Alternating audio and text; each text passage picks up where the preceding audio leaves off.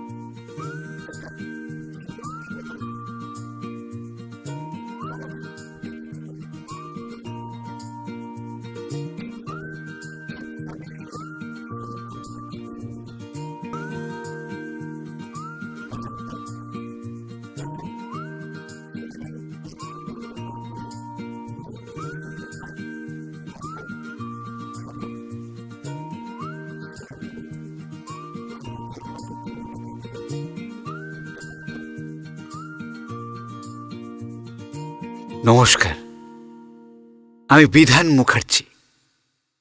আমি ও সুপর্ণা মানে আমার স্ত্রী, আমরা নবজীবন নামে একটি এনজিও চালাই। তো আজ আপনাদের একটা গল্প বলবো, তবে প্রথমটা শুনি একজন মায়ের জবানিতে। আমিও মাঝে মাঝে আসবো গল্পের সূত্রকার হয়ে। আমি মাধবী, সুমির মা।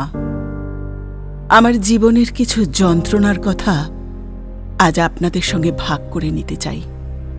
কারণ মনের কষ্টগুলো যখন মানুষ লাঘব করতে চেষ্টা করে, তখন তো বন্ধু খোঁজে।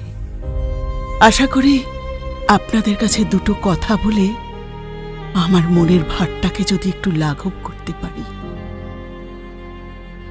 আর না, আর ভনিতা না, সরাসরি যা বলতে চাই তাতে আসি। আমার খুব আদরের মেয়ে সুমি, এখন সে বিছানায়, না ঘরের নয়, হাসপাতালের। সারাক্ষণ শুধু এক তুমুল যন্ত্রণা বুকে নিয়ে কোন ভাবের জগতে ডুবে আছে কে জানে। এই বিষয়ে হয়তো ওই ভালো বলতে পারবে।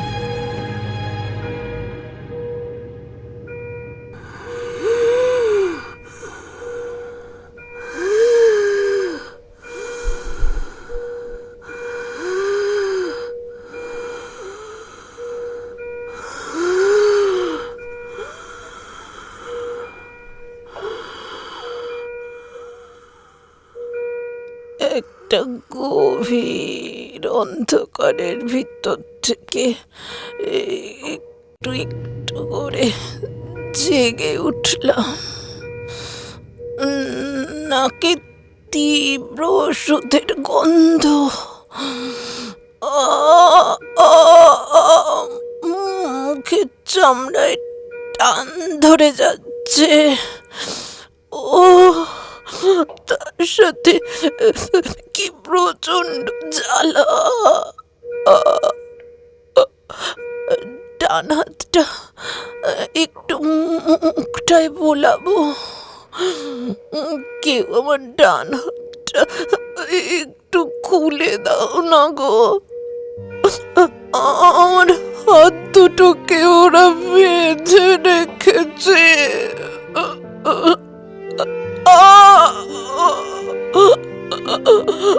মাথার ভেতরটা হঠাৎ বিদ্যুতের ঝটকা,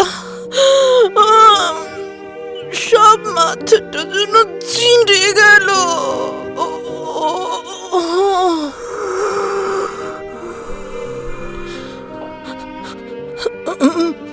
মা, মা, কি যন্ত্রণা, কি যন্ত্রণা সারা শরীরে,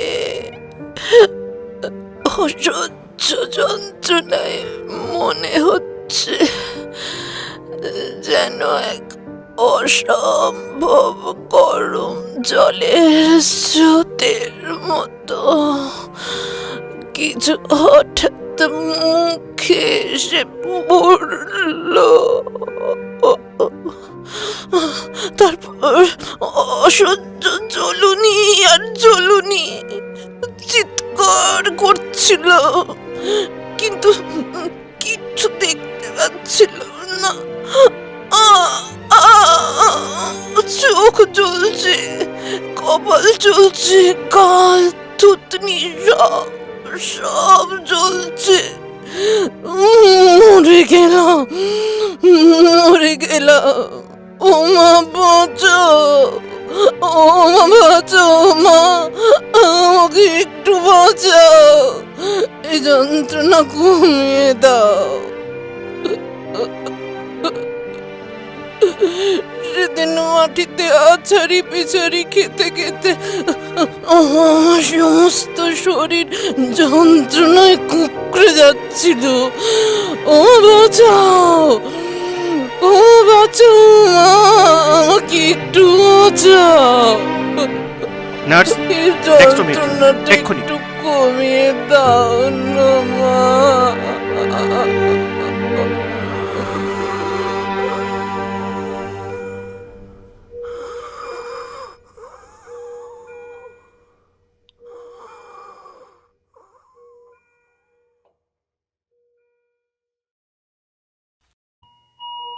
যন্ত্রণায় কাতরাতে কাতরাতে মেয়েটা আচ্ছন্নের মধ্যে চলে গেল।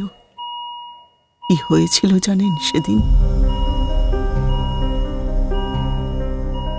সেদিন আমাদের পেছন দিকের রাস্তাটা, যে রাস্তায় দোকানপাট বেশি নেই, বাড়িঘর তোর আছে, তবে লোকজন সেভাবে চলাফেরা করে না, আর সন্ধেবেলায় চারিদিক চুপচাপ। ছেলেপুলেরা তো আজকাল আর খেলতে যায় না, তাই সন্ধেবেলায় তাদের ফেরার কলরব নেই। আজ আর জোরে জোরে চিৎকার করে কেউ পড়েও না, হারমোনিয়াম বাজিয়ে সারেগামাও গায় না। অফিস যাওয়া মানুষের এখনো সময় হয়নি ফেরার। সমীরের কাছ থেকে চলে আসার পর আমার সাথে ওই কাজে হাত লাগায়। অল্প একটু একটু মেশিন চালাতে শিখেছে, তাই তালি দেওয়া ও জোড়াজুড়ির কাজগুলোও করে। ব্লাউজে হেম সেলাইয়ের কাজটাও শুরু করেছিল, বেশ করছিল জানেন, ওই মাকে যেটুকু সাহায্য করা যায়। এইভাবে নিজেরও সময়টা কাটায়। সেদিন ওই পথ দিয়ে বাজারের দর্জির কাছ থেকে ব্লাউজ নিয়ে ফিরছিল সুমি। গলির মুখেই সমীরকে দেখে মনটা তার যেন ভয়ে কেঁপে উঠল। সমীর মানুষজন মানে না, সবার সামনে বউয়ের চুলের মুঠি ধরে চড় থাপ্পড় মারা ওর কাছে কোনো অন্যায় নয়। মারধর করা তো পুরুষের জন্মগত অধিকার। খেতে পড়তে দেয় আর তার বদলে মারধর, গালিগালা, জোর খাটানো সব সহ্য করতে হবে, মানতে হবে। মানতে হবে মানে মানতেই হবে।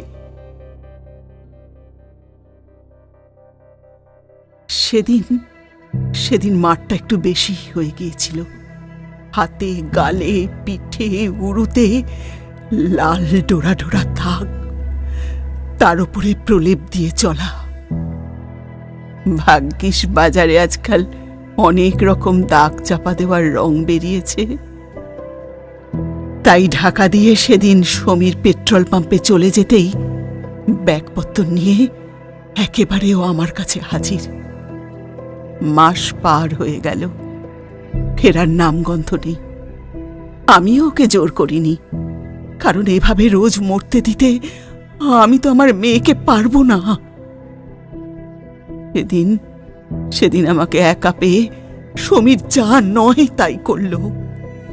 আগে আমার কাছে এসেছিল সমীর পাড়ার মস্তান। কি করে যে ওদের ভালোবাসা হয়েছিল তা আমি জানি না, তবে অভাব থেকে পালিয়ে বাঁচতে গিয়ে আমার মেয়ে কি শান্তি পেল জানি না। সেদিন সুমি বাড়ি থেকে বেরিয়ে যাওয়ার পরই সমীর আসে, আমাকে বলে, কিরে, আমার বউটাকে দিয়ে খাটাচ্ছিস? তা পয়সাটা কে দেবে? করিস তো আয়ার কাজ, কোন আক্কেলে মেয়েকে আটকে রাখিস? হ্যাঁ, দুবার বউকে নিতে এসেছি, তবুও মেয়েকে ছাড়িসনি। তাই এবার একেবারে মোক্ষম শাস্তি দিতে এসেছি। যে মুখটা নিয়েও এত তিড়িং বিড়িং করে না, ওই মুখটাকেই শেষ করে দেবো, বুঝলি? যা পারিস করে নিস, যা। তখন বুঝতে পারিনি সমীরের কথাগুলো সমীর অক্ষরে অক্ষরে পালন করবে। 2013 সালে সুপ্রিম কোর্ট দোকানে অ্যাসিড বিক্রি নিষিদ্ধ করে দিলেও চোরাগোপ্তা বিকৃত হয়। মিউরিয়াটিক অ্যাসিড সোনার দোকানে ব্যবহার হয়।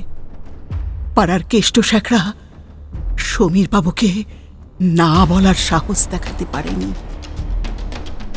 সেদিন সমীর ব্যাগে করে নিয়েছিল বটে ওই অ্যাসিডের বোতলটা। সমীর ফেরার পথে ভয় পেয়ে চাইল সমীরকে পাশ কাটিয়ে এগিয়ে যেতে। সমীর বলল, এই, তুই কি ঠিক করলি? কিসের? বাড়ি যাওয়ার। যেদিন ভদ্রসভ্যভাবে সম্মান দিয়ে বাড়ি নিয়ে যাবে সেদিন যাব। রোজ রোজ তোমার মাতলামি আর নোংরা কথা সহ্য করতে, তোমার মার খেতে আমি ও বাড়িতে যাব না। বেশ, চ। আজ রাস্তায় দাঁড়িয়ে তোকে বলছি, আদর করে বলি, চলো সুমি সোনা, বাড়ি চলো। কেন এত কেন বাড়ি নিয়ে তৎপর তা কি আমি বুঝি না? আমি আর তোর সাথে ঘর করব না, আমি যাব না। বেশি কথা বললে চিৎকার করে লোক জড়ো করব। এই, লোক জড়ো করবি? আচ্ছা কর, লোক জড়ো কর, দেখি তোকে কে বাঁচাতে আসে, কার এত দম। চল চল, সালা তো কে দেখাচ্ছে আমি। চল ছাড়, ছাড়বো তোকে, ছাড়বো। চুপ চুপ, কথা কম বল। খুব এখন কি মনে ছিল না? মনে ছিল না? জোরে হাত টেনে ধরল সমীর।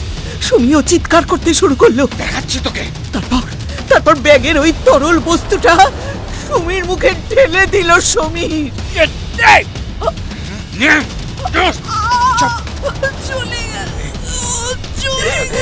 এতটুকু ওর হাত কাঁপল না।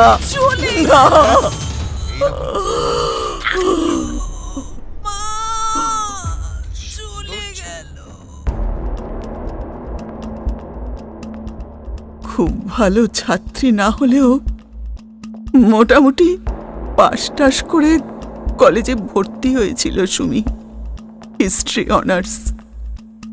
ফার্স্ট ইয়ার শেষ হওয়ার আগেই হঠাৎ একদিন আমাকে বলল, শোনো মা, আমার আর পড়তে ভালো লাগছে না, আমি আর কলেজ যাব না।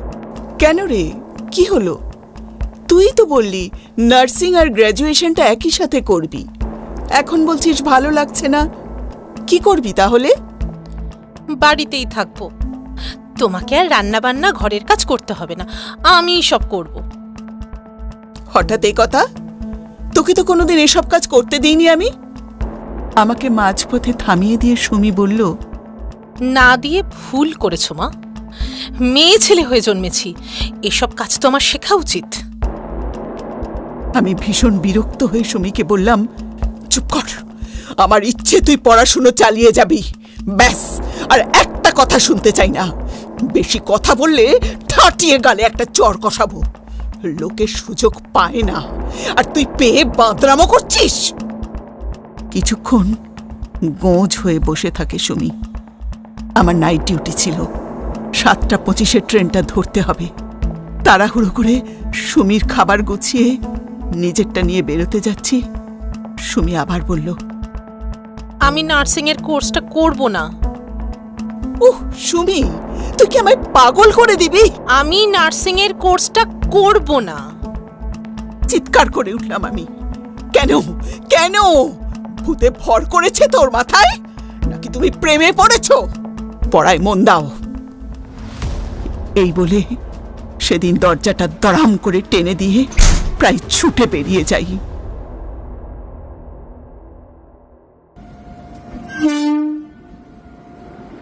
সেদিন ট্রেনে যেতে যেতে মনটা খারাপ হলো। মনটা বারবার যেন বোঝাতে চাইল কি দরকার ছিল বেরোনোর আগে মেয়েটাকে এভাবে বলার। একদিন শরীর, মন, সংসার সবকিছু করার বাসনা সবই তো ছিল আমার। তবুও তো আমাকে ছেড়ে রজত কলকাতায় গিয়ে নতুন সংসার পাতল। একবারও আমাদের কথা চিন্তা করলো না। সরকার কত কি সুযোগ দিচ্ছে, কিন্তু সেসব কি আর আমাদের হাতে আসছে? যে যত বেশি পতাকার তলায়, সে তত বেশি লাভ করেছে। সামান্য গয়নাটুকু বন্ধক দিয়ে শাড়ি বিক্রির ব্যবসা শুরু করে দিলাম। কোনো রকমে নিজের জীবন চালাচ্ছিলাম, তাতে আর কতটুকু আয় হয়? তাই তো স্থানীয় কাউন্সিলরের হাতে পায়ে ধরে মিউনিসিপ্যালিটি হসপিটালে আয়ার কাজটা পেলাম। কাউন্সিলর মেয়ে, তাই নিস্তার। নচেত পিঠে কোমরে হাত বোলাতে দিয়ে তবে হয়তো কাজটা আদায় করতে হতো। সমাজ দেখতে দেখতে চোখটা আমার বড্ড নোংরা হয়ে গেছে। ভালো কিছু আর দেখতে পাই না। কেউ ভালো করলে মনে হয় যেন কোনো উদ্দেশ্য বা অভিসন্ধি আছে। আসলে আমার বাবা আমাকে মাধ্যমিক পাশ করায়নি। 7-8 পাশ করার পরে হাতে খুন্তি আর নেতা বালতি ধরিয়ে দিয়েছিল। তাই এই মুখ্যকে কে আর দেবে অন্য কাজ? রজত যখন ছেড়ে চলে যায় তখন সুমির 2 বছর বয়স। আজ সুমি 20 বছরের যুবতী। এই 18টা বছর আমি যে ওকে কিভাবে আগলে রেখেছি তা ঈশ্বরই জানেন। চোখে লাগার মতো রূপ ছিল তার। সবাই বলতো বাবার রং আর মায়ের মুখশ্রী পেয়েছে সুমি। পাড়ার উঠতি মস্তানদের চোখ ছিল ওর ওপর। বিশেষ করে ওই বিশ্ববকাঠের ধনী বাবার উচ্ছনে যাওয়া ছেলে সমীরের। সারাটা দিন কোমরের নিচে টাইট চোঙা জিন্স আর চোখের দামি সানগ্লাস পরে বাইক নিয়ে ঘুরত। রাস্তার পাশেই আমাদের ছোট্ট একতলা বাড়ি। মাঝে মাঝে বাইরে থেকে হাঁক পারত, মাসিমা একটু জল দেবেন, বড্ড তেষ্টা পেয়েছে। হাঁক শুনেই হাসি হাসি মুখে বারান্দার গ্রিল ধরে দাঁড়াতো সুমি। বিরক্ত হয়ে ধমক দিতাম আমি, এই মেয়ে ওখানে কি করছিস? যা যা ঘরে ঢোক। দুম দুম করে পা ফেলে তখন ঘরে ঢুকতো সুমি। একদিন বাধ্য হয়ে সমীরকে বলেই ফেললাম, তোমার যখন এত তেষ্টা জলের বোতল নিয়ে বেরো না কেন? মূর্খটা হ্যাঁ হ্যাঁ করে বলল, আপনার বাড়ির জল এত যে মিষ্টি, বাড়ি থেকে জল আনতে ইচ্ছেই হয় না। ধক করে উঠেছিল আমার মুখটা। ছেলেটা ও কিসের ইঙ্গিত দিচ্ছে? বাবার অভাব মেটাতে আমি কোনোদিন সুমির কোনো কিছু আবদার ও না পাওয়ার যন্ত্রণাকে অনুভব করতে দিইনি। হয়তো অত্যধিক আদরে ও প্রশ্রয়ে বড় হয়েছে মেয়ে। পোশাক আশাক, সাজগোজ, জিনিসপত্র, উচ্চ মাধ্যমিক পাশ করার পর ধার করে স্মার্টফোন পর্যন্ত কিনে দিয়েছি ওকে। তাছাড়া আমার কাজে সন্তুষ্ট হয়ে পেশেন্ট পার্টি মাঝে মাঝেই কিছু উপরি দিত। তাতেই খুব খুশি হয়ে আমার চলে যেত। এখনো যায়। তাই প্রতিদিনই আমার ডিউটি বাঁধা। একদিন সুমি আমাকে কিছুতেই সমীরের কথা বলতে পারছে না। সমীরই ওকে কলেজ ছেড়ে দিতে বলেছে। সমীর কোনো রকমে দুবারে মাধ্যমিক টপকালেও তার বাবার অগাধ সম্পত্তি আর টাকার জন্য কোনো হীনমন্যতা তার কাছে ঘেঁষতে পারেনি। ছোট ছেলে হিসাবে সে পাবে পেট্রোল পাম্প আর 4টে ফুল পাঞ্জাব লরি। সমীরের 2 দাদার বিয়ে হয়ে গেছে, 2 বউয়ের একজনও কলেজের মুখ দেখেনি। সমীরের মতে ওর আর ওর 2 বৌদির কথা ভেবে সুমির আর পড়া উচিত নয়। বরের থেকে বউ শিক্ষিত, লোকে বলবে কি? সমীর আরো বলেছে এএনএম কোর্সটা নার্সিং এর নয়, আয়া হওয়ার কোর্স। সমীর চায় না তার মায়ের মতো আয়া হতে। সমীর তার চোখে স্বপ্ন দেখিয়েছে ও চায় চৌধুরী বাড়ির বউ হয়ে থাকতে। চৌধুরী বাড়ির বউ হয়ে ও আয়ার কাজ করবে কি করে? একটা সম্মান আছে তো। তাই আমার সঙ্গে সুমির দূরত্ব একটু একটু করে বেড়ে চলল। কিন্তু সংস্কার সেটা কোথায় যাবে? তাই তো ভেতরে ভেতরে এত উদ্বেগ হলেও সুমি মুখ ফুটে কিচ্ছু বলতে পারেনি। ওদিকে বাড়িতে সমীরকে বিয়ের জন্য চাপ দিচ্ছে। সমীর সুমিকে বলেছে কয়েকদিনের মধ্যেই ওর দাদা বৌদিরা নাকি আমার সঙ্গে কথা বলতে আসবে। হলো তাই। সত্যি 2 দিন পর ওরা এলো। আশ্চর্য হয়েছিলাম আমি। পরে বুঝেছিলাম সব সুমির ব্যবস্থা। মেয়েটা ঘুণাক্ষরেও তার আভাস দেয়নি। আমি তখন পরিষ্কারভাবে জানিয়ে দিয়েছিলাম যে আমি এখনই মেয়ের বিয়ে দিতে অপারগ। দাদা বৌদিরা সব ভার বহন করার আশ্বাস দিল। তবু ওই জঘন্য ছেলেটাকে জামাই হিসাবে মানতে আমার আত্মা যেন বারবার বারণ করছিল। তাই ভদ্রভাবে ওদের প্রস্তাব আমি প্রত্যাখ্যান করেছিলাম।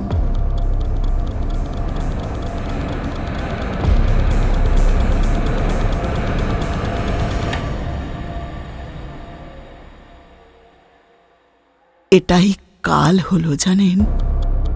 শুরু হলো ঘরে অশান্তি। সুমির দিনের পর দিন খাওয়া বন্ধ, কথা বন্ধ, সারা দিন শুয়ে শুয়ে কান্না। চোখের সামনে আর কতদিন দেখতে পারি বলুন? মা আর মেয়ে দুটোর নামই তো বেশ মায়াবী, তাই না? তাই বাধ্য হলাম বিয়ের দিন স্থির করে বিয়ে দিতে। হসপিটালের ডাক্তারবাবুদের, নার্স দিদিমণিদের আর অন্যান্য কর্মচারীদের আর্থিক ও সক্রিয় সহযোগিতায় বিয়েটা বেশ ভালোভাবেই হয়ে গেল। মাসচারেক বেশ চলল, যেমন আর নতুন নতুন বিবাহিত দম্পতির চলে। হাসি ঠাট্টা, ইয়ার্কি, কৌতুক, নতুন নতুন উষ্ণ আয়োজন।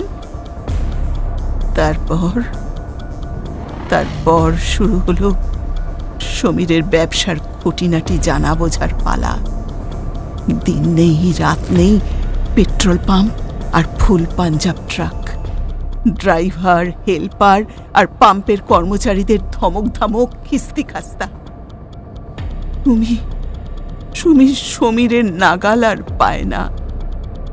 শাশুড়ি আর জায়রা সারাদিন সিরিয়াল দেখে। সুমির দম বন্ধ হয়ে আসতে চায়। একদিন সমীরের মন নরম দেখে বলেই ফেলল কথাটা।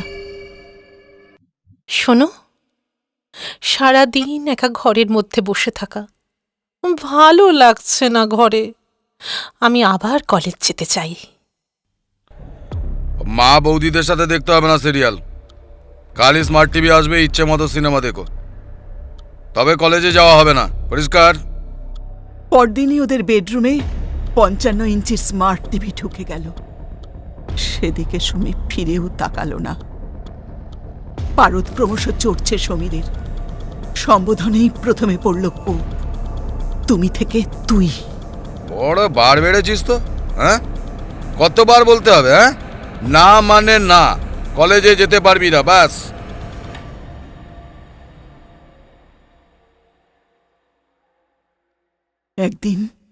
একদিন সুমির কলেজের বন্ধু অরণ্য কলেজে যাচ্ছিল। অরণ্যকে কলেজে যেতে দেখে সুমি তাকে ঘরে ডেকে গল্প করতে বসল। অনেক দিন বাদে কলেজের বন্ধু, তার সঙ্গে মজার দিনগুলোর স্মৃতিচারণ করে মন খুলে খুব হাসল। রাতে সুমির বাড়ি ফিরে তার মায়ের কাছে সুমির সব কথা শুনে সুমির গায়ে প্রথম হাত তুলল। নষ্ট চরিত্রের মেয়ে মানুষ বলে গাল দিল, ধাক্কা মেরে বিছানায় ফেলে দিয়ে সবার মুখের ওপর দরজা বন্ধ করে দিল। তারপর চলল পাশবিক অত্যাচার।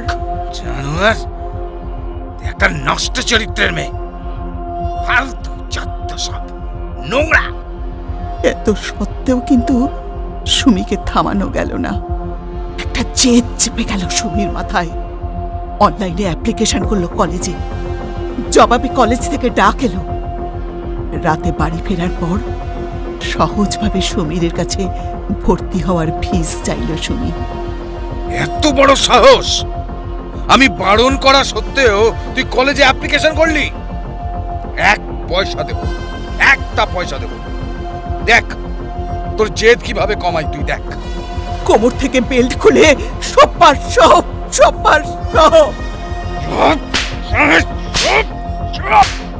একটা কথা বলবি না, চপ। বাড়াবাড়ি ভীষণ মার, আমার মুখের উপর সে মার চোখে দেখা যায় না, বাধা দিতেও পারে না কেউ। সেদিন সমীরের মা ছুটে এসে বেল্ট কেড়ে নিয়েছিল। ছাড়ো।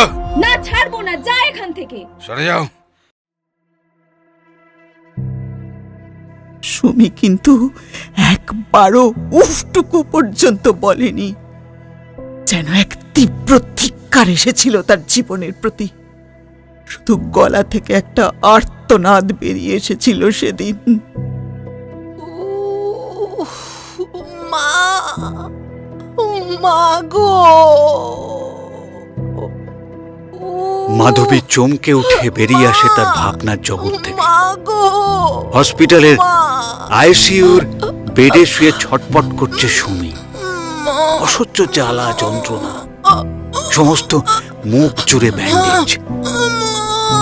কি হয়েছে মা, কি হয়েছে? এই তো আমি আছি তো রে মা।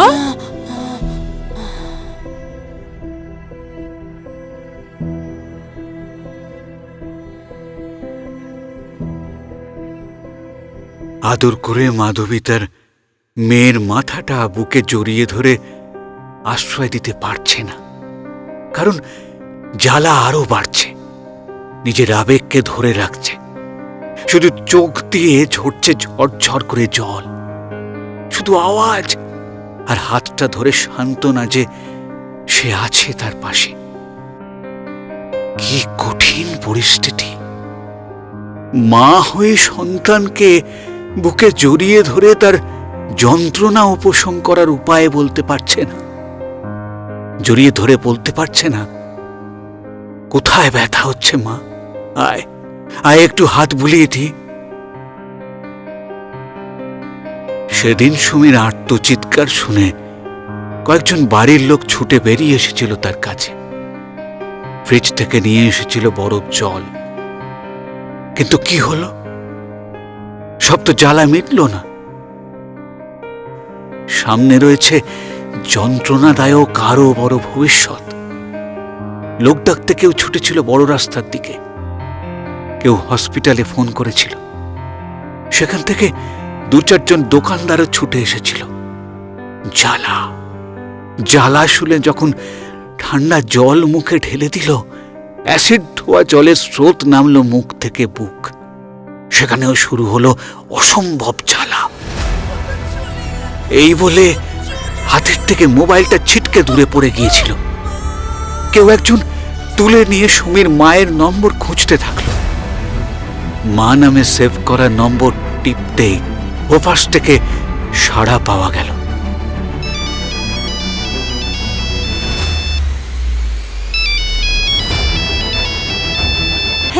হ্যাঁ বল সুমি, ফলটা খেয়েছিস মা? কখন ব্লাউজ আনতে গেছিস? এতক্ষণ কোথায় ছিলিস রে? কিন্তু না, সুমি নয়, অন্য গলা ছ্যাক করে উঠল মাধবীর মনে। মাসিমা, আপনি শীঘ্রই চলে আসুন। আপনার মেয়েকে কে যেন অ্যাসিড মেরেছে। আমরা নার্সিংহোমে নিয়ে যাচ্ছি, আপনি তাড়াতাড়ি আসুন। পায়ের তলা থেকে মাধবীর জমিটাকে যেন কেড়ে নিল। মাথার উপরে এসে পড়ল করাল ঘাত, সরে গেল পায়ের তলা থেকে জমি। এ কি সর্বনেশে কথা! কি নিয়ে বাঁচবে মাধবী? যাকে নিয়ে তার স্বপ্ন, সবকিছু তো শেষ হয়ে যাবে। যে অবস্থায় ছিল সেই অবস্থায় সে দৌড়ে স্থানীয় নার্সিংহোমের দিকে পৌঁছল। স্থানীয় নার্সিংহোমে অ্যাসিড আক্রান্তদের চিকিৎসার কোনো ব্যবস্থা নেই। সামান্য এই প্রাথমিক চিকিৎসা দিয়ে ডাক্তারবাবু বললেন, এক্ষুনি কলকাতার বড় হাসপাতালে নিয়ে যান, কেস খুব ক্রিটিক্যাল। কান্না আর ভয়ে কাঁপছে মাধবী। সুমি জোর করে চোখ বন্ধ রেখেছে, কিন্তু মায়ের সাড়া পেলেই সে জোরে কোঁকিয়ে উঠছে। ওই শয়তানটা আমায় শেষ করে দিল গো মা, শেষ করে দিল।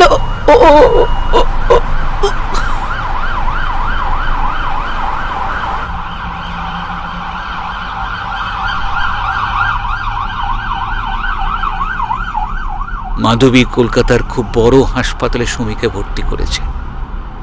পাড়ার কয়েকজন সহৃদয় মানুষ সঙ্গে সঙ্গে 50,000 টাকা বের করে মাধবীর হাতে দিয়েছে। পাগলের মতো মাধবীর মুখে যা আসছে তাই বলছে। আমার মেয়ে ফিরে এলে আপনাদের বাড়িতে রান্নার কাজ, ঝিয়ের কাজ সব করে ধার শোধ করে দেব দাদা, বাড়িও বিক্রি করে দেব। আমার মেয়েকে বাঁচাতে আপনাদের সাহায্য আমি জীবনে ভুলবো না দাদা। বার্ন ইউনিটে অ্যাসিড ভিকটিমিস্টদের জন্য বিশেষ ব্যবস্থা। রিসেপশনে মাধবীকে জিজ্ঞাসা করল, আপনি ছাড়া পরিবারের আর কেউ নেই? হাউমাউ করে কেঁদে ফেলল মাধবী। না গো দিদিমণি, আমি ছাড়া ওর আর কেউ নেই। ও আমার একমাত্র সন্তান। আমার সন্তানকে আরে, ফিরিয়ে দাও। ঠিক আছে, ঠিক আছে, যেভাবেই হোক আমার সন্তানকে পুলিশে এফআইআর ফিরিয়ে করতে দাও। হবে। আমরাও জানিয়ে দিচ্ছি। চিকিৎসা শুরু হয়ে গেছে, পরবর্তী খরচ খরচা যা লাগবে। তবে আপনি হেলথ ডিপার্টমেন্টে আপনার স্বাস্থ্য কার্ড জমা করতে পারেন, দেখুন কি হয়। এছাড়া পেশেন্ট পার্টিকে থানায় রিপোর্ট করতে হবে, আর এক্ষুনি। এই রিপোর্টটাও আমাদের প্রয়োজন। চিন্তা করবেন না, কিছু একটা ব্যবস্থা আমরা করছি। উপায়ন্ত না দেখে মাধবী ছুটল থানায়। পাড়ার দুজন শুভানুদায়ী মাধবীর সঙ্গে গেল। প্রায় 20 বালতি জলে সুমির সব ক্ষত ধুইয়ে দেয়া হলো। চলল ইঞ্জেকশন, ওষুধ, স্যালাইন। মুখটা সম্পূর্ণ ঝলসে পুড়ে গেছে। মুখের সমস্ত চামড়া কালো হয়ে কুঁচকে গেছে। বাঁদিকে স্তন পুড়ে দলা পাকিয়ে গেছে। খুব স্ট্রং পেন কিলার দেয়া হচ্ছে, তবুও যন্ত্রণা কমছে না। সারাক্ষণ শুধু যন্ত্রণার চিৎকার। আইসিইউতে ছটপট করতে থাকে সুমি। হাসপাতালে 50,000 জমা দিয়ে তাদের নির্দেশ মতো চিকিৎসা আর পুনর্বাসনের জন্য ফর্ম ফিল আপ করে একবার থানা, একবার জেলার সরকারি হেলথ ডিপার্টমেন্টে ছোটাছুটি করে যাচ্ছে মাধবী। সরকার থেকে দিন 15-র মধ্যে 1 লাখ টাকা এসে গেছে, কিন্তু হাসপাতালের বিলের তো পারদ চড়তে শুরু করেছে। এইভাবে দীর্ঘদিন চালাবে কি করে মাধবী? কলকাতায় থাকার কারণে সব কাজ তার বন্ধ। বাড়িতে তালা ঝুলছে। কি করে হবে টাকার সংকুলান? কে করবে? চিন্তায় ফেটে যাচ্ছে মাধবীর মাথা। ভাগ্যিস শ্বশুরবাড়ি থেকে মাধবীর কাছে চলে আসার সময় সুমি বিয়ের গয়নাগুলো সঙ্গে নিয়ে এসেছিল। আজ তাই সম্বল, তাই দিয়ে কিছুটা ঠেকনা দেওয়া। এরপর বাড়ি বিক্রির চিন্তা করতে লাগলো মাধবী। সুমির খুব ক্ষতি হয়েছে শরীরে, কান, নাক, ঠোঁট সব প্রায় নিশ্চিহ্ন হয়ে গেছে। চোখ বন্ধ রেখেছিল বলে চোখের মনি গলে যায়নি, কিন্তু চোখের পাতার খুব ক্ষতি হয়েছে। তা ঠিক করতে প্রায় লাখখানেকের বেশি চলে যাবে। তার উপরে চিকিৎসার খরচ। তবে চিকিৎসা খুব ভালো হচ্ছে, মাল্টি স্পেশালিটি হসপিটাল বলে কথা। আয়ার কাজ থাকার কারণে কিছুটা হলেও সাহায্য ও সহানুভূতি পাচ্ছে মাধবী ডাক্তার ও নার্সদের থেকে। হঠাৎ করে ঈশ্বর যেন মুখ তুলে চাইলেন। সরকারি তহবিল থেকে 2 লক্ষ টাকা আসলো সুমির চিকিৎসার জন্য। নবজীবন নামে একটি স্বেচ্ছাসেবী সংস্থাও এগিয়ে এলো সাহায্য করতে। প্রায় 11টা প্লাস্টিক সার্জারি হয়েছে। নাক, কান, চোখের পাতা কিছুটা ঠিক হয়েছে। সারা মুখ, বুক এখনো বিভৎস হয়ে আছে। স্বেচ্ছাসেবী সংস্থা খুব সাহায্য করছে, তাই তো বাড়িটা আর বিক্রি করতে হয়নি। কোর্ট কেসটা ওরাই দেখছে। সমীরকে এখনো অ্যারেস্ট করেনি পুলিশ। ঘটনার সময় উপস্থিত ছিল এমন কোনো প্রত্যক্ষদর্শী পাওয়া যায়নি। সমীর জানিয়েছে ঘটনার আগের দিন সে শিলিগুড়ি গিয়েছিল, ফিরেছে নাকি ঘটনার পরের দিন। সে ওই 2 দিনের এসি বাসের টিকিটও সাবমিট করেছে। সরকারি উকিল তো চেষ্টা করে যাচ্ছে। নবজীবনের সুবর্ণা বাগচি বলেছেন, প্রয়োজনে এ কেস তারা সুপ্রিম কোর্ট অবধি টেনে নিয়ে যাবেন। সমীরের কম করে 10 বছরের জেল হবে, 15-20 লাখ টাকা ক্ষতিপূরণ দিতে হবে। লড়াই করতে করতে আজ ক্লান্ত মাধবী। সমীর জওয়ানিতে সমীরকে পুলিশ অ্যারেস্ট করেছিল। কোর্ট কেস চলছে, এখনো কোনো ফয়সলা হয়নি। তবে সমীরের বাবা অনেক কাঠখড় পুড়িয়ে 1.5 টাকা খরচ করে সমীরকে জামিনে ছাড়িয়ে এনেছে। সে এখন দিব্য বুক ফুলিয়ে মোটর বাইকে চষে বেড়াচ্ছে এপাড়া ওপাড়া।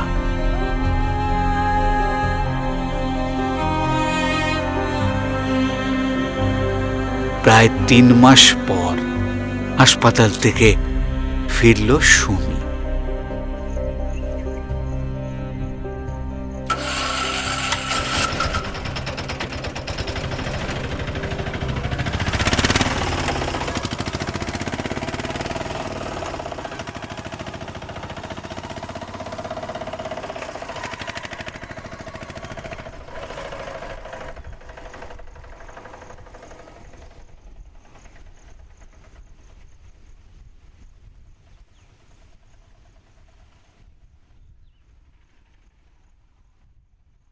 চুপচাপ শুধু একা ঘরে বসে আছে সুমি। মাঝে মাঝে মুখে হাত বোলায়, আর সে বোঝার চেষ্টা করে তার সুন্দর মুখখানা সে ফিরে পাবে কিনা। না, আর ফিরে পাবে না। সে এখন বুঝে গেছে, তাই এতদিন আয়নার মুখ দেখার কথা সুমির মনেই হয়নি। এখন মাধবী সকালে আর বাইরে বেরোয় না, কারণ রোদের আঁচটাও সহ্য করতে পারে না সুমির চামড়া। সন্ধ্যার পর মাধবী ও সুমি অন্যায় মুখ থেকে স্বাভাবিক জীবনে ফেরার চেষ্টা করে। সুমি মুখ ঢাকতে চায় না, সমাজকে দেখাতে চায় তার পরিস্থিতি, কিন্তু কি লাভ? কিছুদিন আহা উহু করার পর যখন সে রাস্তায় বেরোবে, তখন আশপাশ থেকে শুধু কোন্দল ওঠে। তাকে নিয়েই কথা চলছে। এখন সবই গা সওয়া হয়ে গেছে। হতাশা আর হতাশা সুমিকে যেন ধীরে ধীরে গ্রাস করছে। রাতে দুজনের মধ্যে বিশেষ কথা হয় না এখন। মাধবী নানা রকম কথা দিয়ে মেয়েকে ভোলানোর প্রচেষ্টা করে, কিন্তু মেয়ে ভুললে তবে তো। মাঝরাতে মাঝে মধ্যেই সুমি চিৎকার করে মাধবীকে জড়িয়ে ধরে, ভয়ে কেঁপে উঠে মাকে শক্ত করে আঁকড়ে ধরে। হঠাৎ হঠাৎ চিৎকার করে বলতে থাকে, ও ও ও ও মা, মা গো, আমায় বাঁচাও, ওই শয়তানটা আমায় শেষ করে দিল গো মা, আমায় শেষ করে দিল, চলে গেল, চলে গেল, চলে গেল। কি যন্ত্রণা মা, কি যন্ত্রণা।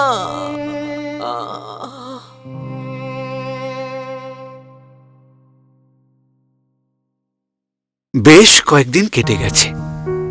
সুমি এখন অনেকটাই ধাতস্থ। মাকে বলে বাড়িতে আয়না লাগাতে। মাধবী সে কথায় আমল দেয় না। এ কথা সে কথা বলে শুধু কথা ঘোরাতে থাকে। ভয় করো না মা, আমি নিজেকে সামলে নিতে পারবো। মুখটা কি খসখসে হয়ে গেছে, আয়না না হলে দেখতেও পাচ্ছি না, কারণ নিজেকে না দেখতে পেলে নিজের বিভৎসতা সম্বন্ধে আন্দাজ আসবে না। আমি জানি আমাকে আর আগের মতো দেখতে নেই। আমি এখন বিভৎস কুরূপা, একটা ভয়ের বস্তু। রাস্তায় বেরোলে বাচ্চারা যখন মুখ সরিয়ে নেয়, দূরে পালিয়ে যায়, তখন বুঝতে পারি আমি কতটা বিভৎস। তাই চিন্তা করো না মা, আমাকে গুছিয়ে নিতে হবে, নিজেকে বুঝে নিতে হবে,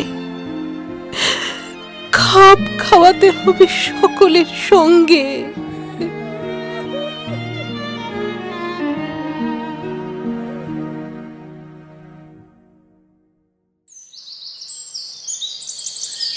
একদিন আমি আর সুপর্ণা এলাম সুমিদের বাড়ি। নমস্কার মাসিমা, আপনি বরং চা বসান। আজ সুমির অনারে সবাই মিলে আমরা একসাথে ব্রেকফাস্ট করব, কেমন? শরীর খারাপ লাগছে নাকি সুমি? তেমন কিছু নয়, মুখটা কেমন খসখস করছে, নাক, কান, ঠোঁট সব কেমন যেন অসার অসার। মুখটা দেখতে পাচ্ছি না, আমি কতটা বিচ্ছিরি হয়েছি। মাধবী চা নিয়ে এসে সুমির পাশে বসল।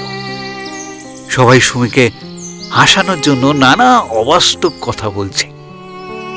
হঠাৎ সুমি বলল,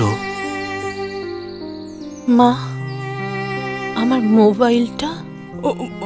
ওই যে ওই দিন কে যেন নিয়ে গেল, বুঝতে পারলাম না রে।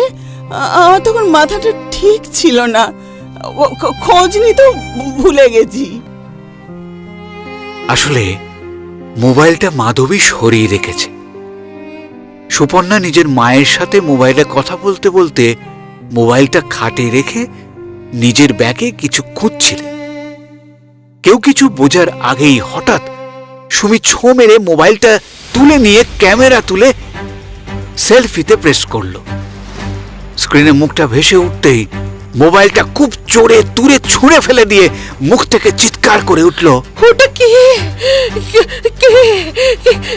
ও মা, মা, ও মা, ওটা কি মা, ওটা কি? থরথর করে কাঁপতে কাঁপতে বিছানায় লুটিয়ে পড়ে সুমি।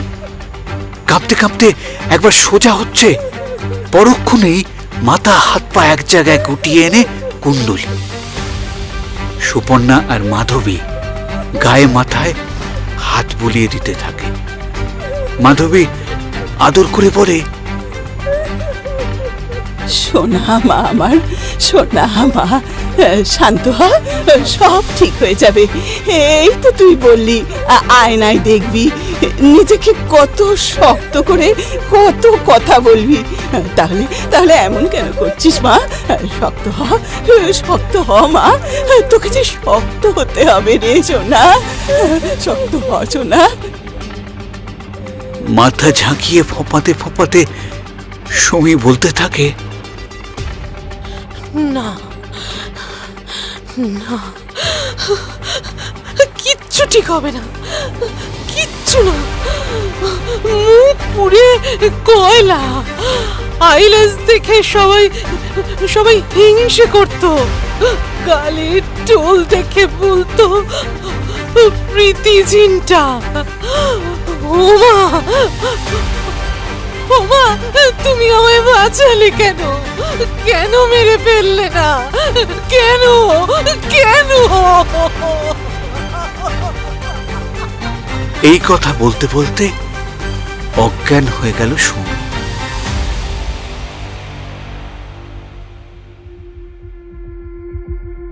সুপর্ণা ফোন করে সাইকিয়াট্রিস্ট ডক্টর অরিত্র জানাকে ডাকলেন। কাছেই থাকেন, মিনিট 10 মধ্যে চলে এলেন। তো জ্ঞান ফিরছে আর চলে যাচ্ছে। ডাক্তার অরিত্র সব শুনে প্রেসক্রিপশন দেখে ইঞ্জেকশন দিলেন। ধীরে ধীরে অস্থিরতা কমল। একসময় ঘুমিয়ে পড়ল সুমি। কদিন ঝিম ধরে বসে থাকলো সুমি। কারোর সাথে কথা বলে না, ঠিকমতো খায় না।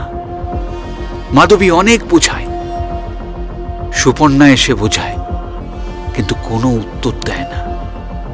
মাঝে মাঝে শুধু জোরে দীর্ঘশ্বাস ফেলে আর শূন্য চোখে অন্যমনস্কভাবে দূরের দিকে তাকিয়ে থাকে। রাতে ঘুমের মধ্যে ভয়ে চিৎকার করে ওঠে। মাধবী ওকে নাড়া দিয়ে জিজ্ঞেস করে, কি হলো, কি হলো সুমি? সমীর, সমীর, সমীর এসেছে মা, সমীর। সুপর্ণা জোর করে সুমিকে একদিন ওদের সংস্থায় নিয়ে গেল। কলকাতা থেকে এসেছেন দীপ্তিময় চৌধুরী। তিনি ভারতের অন্য রাজ্যের কিছু অ্যাসিড ভিকটিমের স্লাইড শো দেখালেন। দেখালেন লক্ষ্মী আগরওয়াল, মমতা, অনুপমা, গুলনাজ, কান্তার অ্যাসিড মারার আগের এবং পরের ছবি।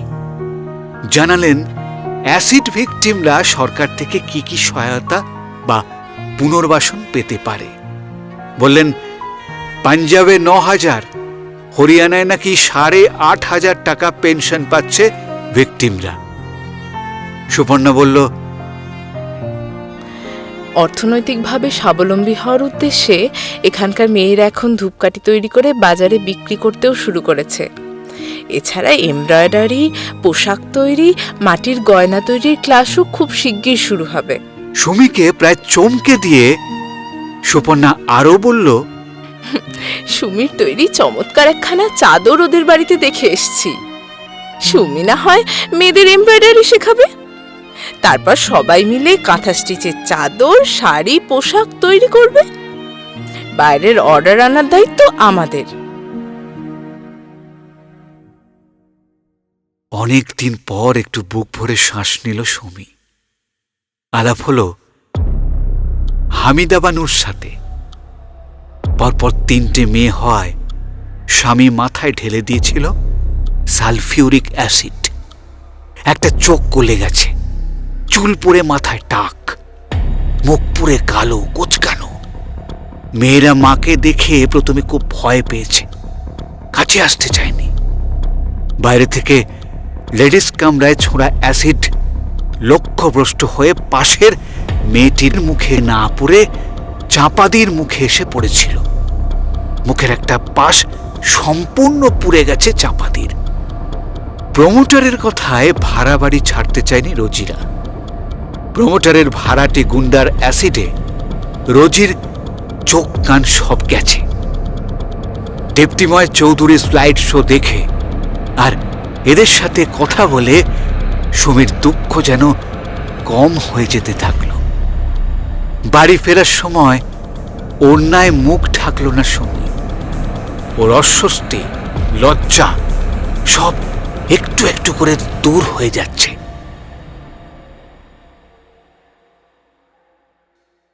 নবজীবনের সেলাইয়ের কাজ শুরু করেছে এখন সুমি। সুমি এমব্রয়ডারি শেখায়। সুপর্ণার চেষ্টায় কাঁথা স্টিচের অর্ডার পাওয়া গেছে, বেশ বড় অর্ডার। শাড়ি, চাদর, বিভিন্ন ড্রেস ম্যাটেরিয়াল আর ওয়াল হ্যাঙ্গিং। হামিদা বানু, চাপাদি, রোজি আর অন্য কয়েকজন মেয়ে দিন রাত এক করে অর্ডারের কাজটা শেষ করলো একদিন। মাল প্যাকিং হলো, পরদিন কোম্পানির লোক এসে সব নিয়ে গেল। এবার কদিন ছুটি সবার। অনেকদিন পর সুমি আজ খুব ভালো করে খেলো, মায়ের সাথে গল্পও করল, ঘুমোতেও গেল বেশ তাড়াতাড়ি।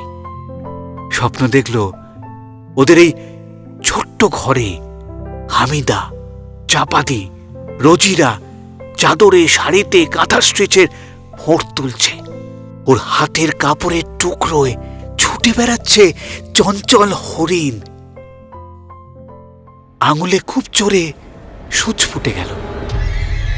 ঘুমন্ত সুমির চোখের পাতায় তখন তুলছে সমীর, সমীর, মা, সমীর।